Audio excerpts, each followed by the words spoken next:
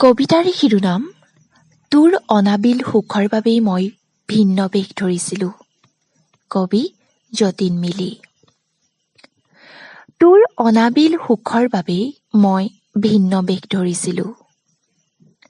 ৰাজহুৱা পূজা পাৰ্বণ, গীতা ভাগৱতৰ অগ্ৰভাগ, শিয়ালী কায়দাৰে সৰলুকি কৰি নুদুকা কৰিছিলোঁ তোৰ পেট। চোৱা চেলেকা কুকুৰটোৰ দৰে আনৰ মুখৰ ভাত কাঢ়ি তোৰ মুখত গুজি দিছিলোঁ প্ৰতিনিয়ত। দিন দুপৰতে ব্যস্ত পদপথত সম্ভ্ৰান্ত মহিলাৰ ডিঙিৰ অলংকাৰ চিলনিৰ দৰে থপিয়াই আনি তোৰ ডিঙিত মেৰিয়াই ধৰিছিলোঁ আলফুলে। এশ গৰু মাৰিলে বাঘৰো মৰণ হোৱাৰ দৰে এদিন ময়ো ৰাইজৰ ৰোষৰ বলি হৈছিলোঁ।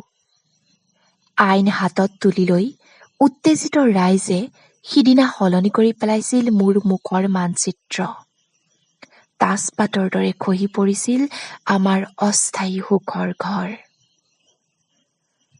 তোৰ অনাবিল সুখৰ বাবে মই শিয়াল হৈছিলোঁ, কুকুৰ হৈছিলোঁ, চিলনি হৈছিলোঁ। এতিয়া তয়ে কচোন অ সোণজিৰা, বাট এৰি অবাটে জীৱনৰ তিনিকুৰি বসন্ত অতিবাহিত কৰা এই নৰাধমৰ আৰু মানুহ হবলৈ বয়স আছেনে?